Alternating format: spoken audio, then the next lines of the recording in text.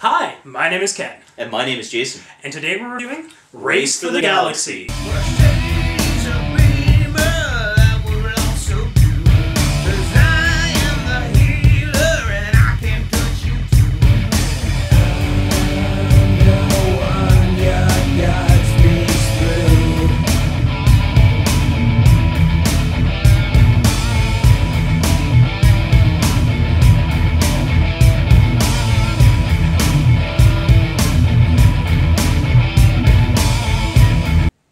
Hello, and welcome to the first episode of our second season. I'm sure you've seen that the scenery's changed around a little bit back behind here, and you'll probably see a few more changes as time goes on as well. Yeah. Yeah, so let's talk about Race for the Galaxy. Thanks for joining us. Race for the Galaxy was actually designed by a Tom Lee man, and was published in 2007. 2007. Yeah, it's actually won quite a few awards. Oh, it was published by Rio Grande, I should say. And yeah, it's actually won quite a few awards. It's actually a really interesting game. Oh yeah, absolutely. Race for the Galaxy is a card game where each player is playing essentially one of several factions who are vying for control of the galaxy. And there's actually a number of different ways to win. You know, you can focus on military, on trading, on diplomacy. So, you know, there's a lot of different stuff you can do with this game. That's one of the things I actually really like about this game is the fact that there are actually so many strategies to try out. And so, with no further ado, let's try them out. So first of all, here are the components for Race for the Galaxy. These are the player cards, which come in 4 different colors. This is the main deck of cards from which all players draw. These are the victory point tokens. And these are the summary cards. So to set up Race for the Galaxy, first count out 12 victory points for each player. So because there's 2 of us playing, I've counted out 24 victory points. Place them off from the center of the table. Next to each player gets their chosen color of their action cards. So we all know I'm going to be green. Jason, what are you going to be? I think I'll go with red. Red? Yeah, that's the next color.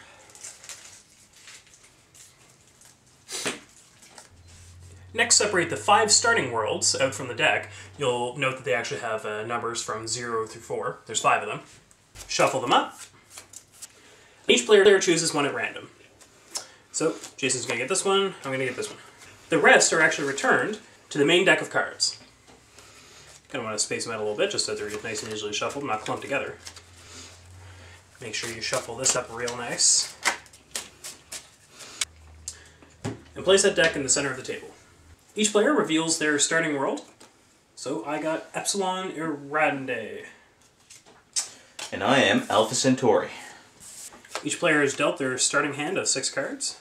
Each player must take their starting hand of cards, look at them, and decide to discard 2 of them.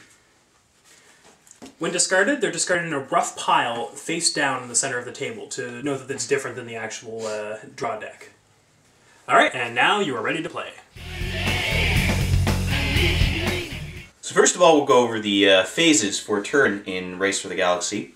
Before we start though, just as a note, the phase structure in this game is actually the most confusing thing about this game. Some people have a very hard time with it. So pay close attention and you know, hopefully you'll be able to figure it out as we go. So there are 5 separate phases: the Explore phase, Develop phase, Settle phase, Consume phase, and Produce phase. However, all 5 phases will not necessarily occur each turn. At the start of each turn, each player will secretly choose one of their action cards, each of which correspond to one of the 5 phases. Once everyone has chosen their card, they are revealed simultaneously. Only the phases that were selected by at least one player will occur this turn. So at this point, all selected phases occur in order, and finally, after all of the phases are done, all players must discard down to 10 cards, and you have to check to see if the game has ended. Before we actually get into the phases though, I want to go over how the cards actually work because they're relatively important to this game. Now every card in the game will either be a development, as denoted by the diamond in the upper left corner, or a planet, which is denoted by a circle in the upper left corner. Inside the circle or diamond is the cost of the card. When playing the card, you actually have to discard this many cards from your hand face down into the discard pile. The card's name is listed along the top, and down the left-hand side there are 6 icons, one for each phase, plus a special icon for the trade phase, which is kind of a sub-phase. On most cards, next to one or more of these icons, there will be additional icons. These show what effects this card has during the indicated phase. So, for example, with this card, it has a +2 military icon next to the 3. So during the 3 phase, which is the settle phase, you will get +2 military if you have this planted out. And it's important to note that not all phases will occur every turn, and the abilities on cards that indicate phases that do not occur actually don't help you out at all that turn. So again, using this card as an example, if you don't actually play phase 3, the settle phase, then you don't get that +2 military that turn. It should also be noted that if a card's effect is relatively complicated, then there will actually be a little text box in the lower right-hand corner just explaining the special rules that pertain to that card. All of the icons used are actually listed on the player summary cards for your convenience. So, getting back to the phases, as I mentioned previously, not all phases will occur every turn. In addition, although every player will actually get a chance to act during every phase chosen by at least one player, each player will also gain a bonus during the phase that they actually selected. Again, this tends to confuse new players, so you should make sure they understand before you start play. So phase 1 is the Explore phase. During the Explore phase, each player draws 2 cards, and he must discard one of these cards, adding the other one to his hand. Players may not begin discarding cards until all players have been dealt their cards. There are actually 2 action cards corresponding to this phase, and each one gives a different bonus. So this card actually lets you look at 5 more cards. So you would actually draw 7 cards, and still you would only keep 1. This card allows you to draw 1 additional card, but you also get to keep 1 additional card, so you would draw 3 cards and keep 2. Phase 2 is the Development phase. During the Develop phase, each player may choose a development card they wish to play from their hand, placing it face down in the tableau. Once everyone has chosen a card, or declined, everyone flips their card face up and must immediately pay its cost. Players may also choose to play a card face down even if they don't intend to play it, and simply take it back into hand unrevealed when told to flip it over. The bonus for the Develop phase, for anyone who selected it, is that they actually have to pay 1 less card for the development, to a minimum, obviously, of 0. Phase 3 is the Settle phase, and it's actually conducted exactly the same as the Develop phase, except the players must choose planets instead of developments. Some planets will actually show a red circle and number instead of the typical black circles that you'll see for most planets. These are actually military planets, and the player has to conquer the planet instead of paying cards for it, and there's going to be more on that later. This is Sparta!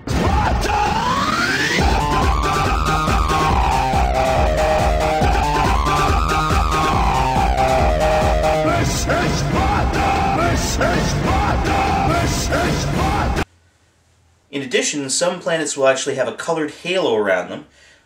These are actually windfall worlds, and as soon as a windfall world is played and paid for, you have to take the top card of the draw pile and put it face down on the planet to indicate that there is a good there.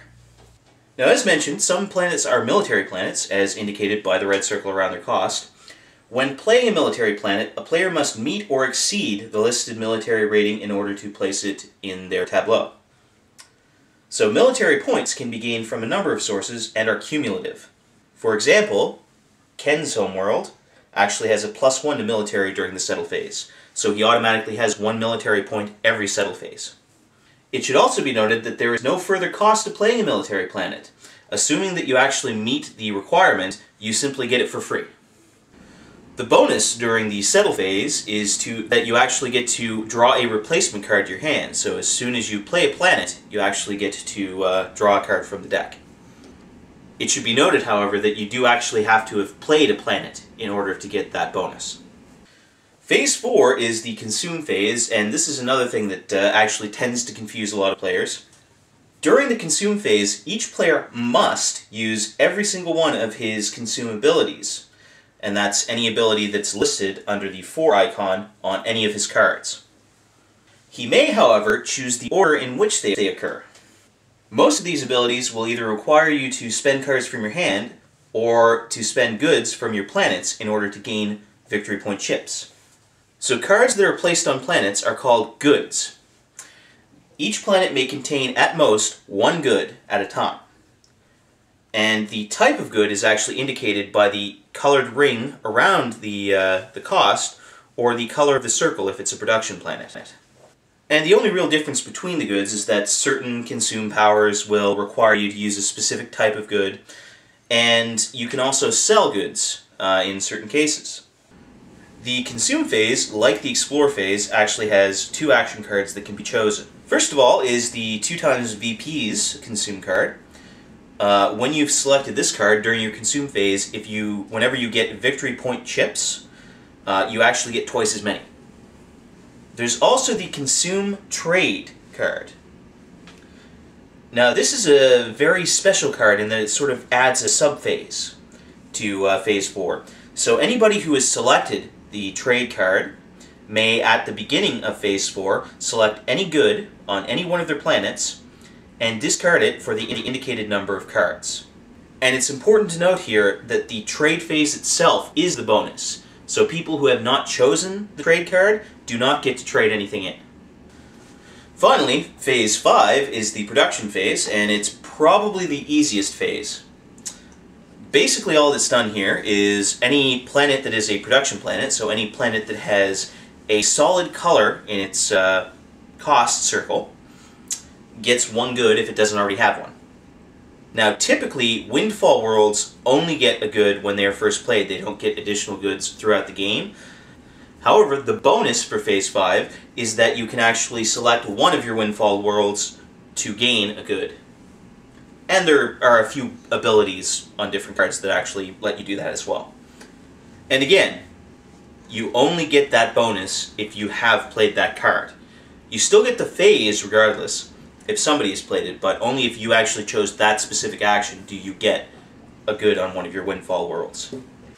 So the game ends at the end of any round where either a player's tableau contains 12 or more cards, or all of the VP chips placed at the beginning of the game are gone. If the game ends because the VP chips run out, players still receive VP for additional consumabilities and the like. You simply take the remaining VP from those set back in the box. After the final round is concluded, each player counts up the victory points that they have gained during the game. So these are going to come from two sources. Obviously, the victory point chips that you have gained, they count. Also, each card will have a number in the hexagon next to its cost. This is how many victory points that card contributes. It's important to note, too, while you're playing the game, that you don't actually gain these as victory point chips. So when you play a planet that has, for example, a 1 for victory points, you don't get a chip. That card actually is worth 1 victory point. There may also be some cards that have the question mark in the hexagon as shown here. These are all going to be 6-cost developments, and these cards are particularly special because they actually give victory points depending on what else you have in play. In this case, the victory points that are gained are actually listed in a box in the upper right-hand corner of the card. So for example, this particular card gives 2 victory points for every development you have with a trade power, and it gives 1 victory point for every planet you have with a trade power. And again, this is actually detailed in the box here. And obviously, the person with the most victory points at the end wins. Finally, I just wanted to mention that there are actually special rules that may be used when playing with 2 players. It's recommended that you ignore these rules unless both players are actually experienced, because it adds, a whole new level to the game. So in the advanced 2-player game, each player may select 2 action cards at the start of the round instead of 1. All 4 selected phases will actually occur, and each player gains the bonus for both of the action cards that he has selected. If a single player selects both Explore or both Consume cards, then they actually get both bonuses, and they sort of stack. So in the case of the Explorer cards, they would actually get to draw 8 cards and keep 2. In addition, you will probably have noticed that there are actually 2 action cards in each player set for both the settle phase and the development phase. In the event that a single player chooses both of their develop or both of their settle cards, then actually 2 separate phases are conducted during that turn for that specific phase. So as an example, if a player chooses both settle cards, then they actually get to settle twice. And actually both players get to settle twice. However, the player that did not choose the cards obviously does not get the bonuses. And in the event that the other player had actually chosen one of their settle cards in this example, they would actually gain the bonus during the first settle phase, but not during the second. Now we're going to run you through some example turns from Race for the Galaxy. So first, me and Jason must take our action cards, and we must choose which phases we are going to be taking this round. Jason and I have both put our phase cards face down on the table, and we are going to reveal them simultaneously. I chose Explore, and Jason has chosen Develop. So, first we start with the Explore phase. Now the phases happen simultaneously, so I'm going to actually gain a bonus on this, and Jason is going to be drawing 2 cards and keeping 1. Whereas I'm going to be drawing 3 cards and keeping 2. So I'm going to get my 3 cards. I'm going to grab my 2. Alright, now that we've discarded our cards, it's now on to the Develop phase. So we each choose developments from our hand. So there's my card. And there's my card. Alright, and reveal. So Jason chose investment credits, which is actually going to give him an additional -1 cost to developments during the development phase, which is pretty wicked. I've chosen export duties, and that's going to cost me 1, so I discard 1 card face down to the pile. And my card is essentially free because I get the bonus of -1 cost. Which is pretty wicked. Alright, so now we've gone through all the phases for this round, and we take our phase cards, action cards, back into our hand, and we go to the next round. So, as you can see, we're a few more turns in. We both have a fair amount of developments down. I've actually managed to score some victory points. And yeah, so we're just going to pick our phases again. Alright, we've both chosen our phase cards, and we're going to reveal them simultaneously.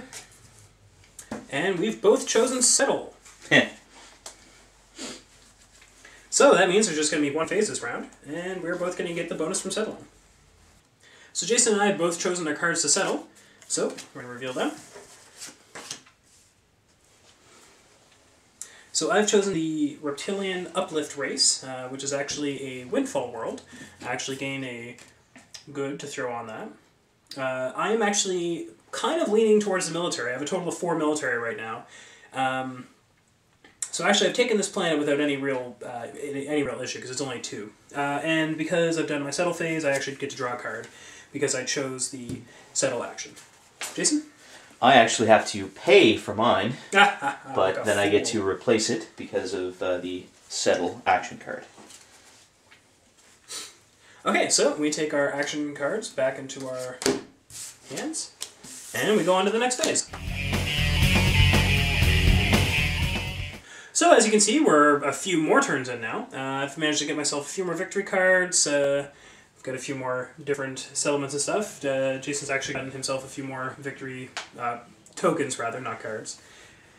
And we are going to be choosing our phases, and we've actually already done that here. So now we're going to reveal our phases. So I've chosen Explore with the +5 option. Jason has chosen Consume Trade. So, I have chosen the Explore +5, which means I'm going to be only keeping 1 card, but I'm actually going to be drawing 7 cards plus an additional 1 because of my Malevolent Life Forms. 1, 2, 3, 4, 5, 6, 7, 8. I'm only going to be keeping 1 of these, but at this point I'm just kind of looking for something in particular. Jason is drawing 2 cards, or do you have any bonuses to that now? I only get 2 cards, yeah. Okay, it's been a little bit. So, I'm going to choose one of these. chuck them all away. So, chosen my one card, and the rest of my cards go back in the pile. Jason, you've gotten yours? Yep. Alright, so that's Explore. Now we go on to Consume Trade. So, since Jason chose that card, he's actually going to get the trade phase, and I'm not. But we're both going to get a consume phase after he does his trading. So, Jason, take it away. Alright, so I'm going to choose to trade in a Jeans good. That's going to be worth green good. That's going to be worth 4. However, I do have some additional trade powers that give me +1, +3, a total of +4 to that. So that gives me a total of 8 cards. Which seems to be a little bit more cost effective than what I just did. Drawing 8 cards and keeping 1. However, unfortunately, Jason's going to have to discard back down to his max hand size by the end of this round. So now Jason's done his trade phase, we now both do the consume phase. During the consume phase, you actually have to use all of your consume powers, and you can only use them once. So, I'm going to use my Galactic Trendsetters, and I'm going to blow up this good over here to gain 2 victory points. It's kind of how I've been using it to steal ahead there. I'm going to use Epsilon Irade to gain 1 victory point and a card. Oops. By getting rid of this one, I guess. And let's see, what else do I have left? Oh, I have New Vinland, so I'm going to discard a good and draw 2 cards. And I think that's all my consume powers, but that's all my goods anyway, so it doesn't really matter. So, Jason, you're up. I have managed to only get 1 card this entire game that has a consume power, so I will use that. I'll use the good off of my Biohazard Mining World, and that gets me 1 victory point chip. So we both managed to pick up a pretty hefty hand of cards during that round there, between the Explore, Trade, and Consume phases. So we have to make sure we're discarded back down to 10 cards. I actually managed to come in just at 10 cards. Jason, on the other hand. I've got 15, so I have to throw out 5. Alright, so Jason checks out his 5, and I mean that's it for that round, so let's go again.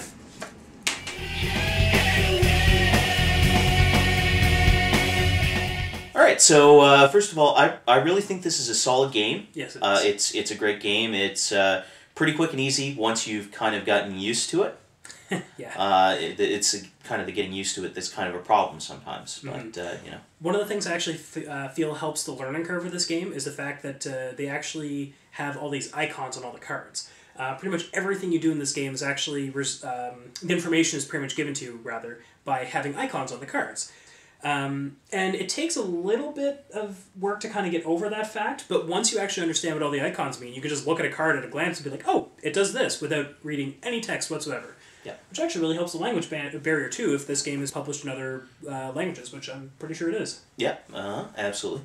There are a few minor quibbles I have with the game. Mm-hmm. For one, I find that because it's so random, and you know people are all drawing from the same deck, it can be very hard to actually enact a specific strategy. Yeah, there's no doubt about that. I mean, in the example game that we just played, for example, I was trying to do a mining strategy where you're supposed to get a lot of goods and, you know, sell them for victory points. But I couldn't get any cards that actually had a victory point giving ability. So, you know, that kind of kneecapped me, so to speak. And I kind of went with like a military sort of perspective on that one, and I didn't get anything worth taking over for the most part. Yeah, so I mean that kind of limits you. Like some games you're gonna struggle to try and find cards that work at all together. Yeah. Other games you might just draw everything you need from the very start. It's just it's a minor thing, but it can be a little frustrating at times. Well, no, and when you're trying to make a strategy for a game, it is pretty annoying when it's like, yeah, I'm gonna do this. Nope, not allowed. Another quibble with this game, and it is a quibble, but it's the phase order. And I think this is something that we come to a lot. We play a lot of games that have like strange phase, like it's not just like ring around the rosy around the table. This game, like this is where people really like either like it or don't, because there's 5 phases to the game, 6 if you kind of include trade, but it's a sub-phase really. But you don't play all of them in the run of a round. And this is really confusing for most people because, I mean, you look at phases in a game and you're like, oh, I do this, then this, then this, then this, then this. And nope, not quite. No. And at first it's really weird and jarring, but once you get used to that fact, it's actually really interesting because then you're sort of playing this game with the other players of, are they going to be spending or consuming this turn? Maybe they'll be producing. And then you kind of have to figure out like this little metagame of what is the other player going to play? Why would I bother playing that card if I want to get the maximum amount of phases in the run around? Or you may want to be making sure you're sort of bottlenecking all the phases into one sort of space so that you don't give the other players an advantage. Yeah. All right, Jason, what did you think of Race for the Galaxy? Personally, I give it a 4.5 out of 5. Very nice. I do really enjoy the game. It's, probably one of my favorite, quick and easy games. Mm-hmm. Again, there are a few minor quibbles, but, they're very few. And really it comes down to whether the players understand or not. So, it's I like it a lot. Mm-hmm. Yeah. I'm going to have to agree with Jason. 4.5 out of 5. I think it's a very solid game. I think that our minor quibbles are just that. They're minor. And once you get over those things, which, compared to some of the games we play, the minor quibbles in this game are like pretty minor. They're negligible by comparison to some of the games we Yeah. play. So, this is a solid game. Quick and easy. Only has about 4 players, which would probably maybe like another couple more players in the game too, but that's another little minor quibble too. Well, and that's added in expansions. Ah, expansions, okay. Yeah. So. Yeah, cool. There we go. You see, I haven't actually seen any of the expansions for this game, so I didn't actually know that. I did know that there was a lot, though, so that's actually really cool. Yeah. All right. So that's going to give us a grand total of 9 meeples, which is pretty solid, I'd have to say. Mm-hmm. Can't complain with that. All right, thanks for joining us, and join us in a couple of weeks' time, where we're going to be going over the Resistance. See you later, and have good games.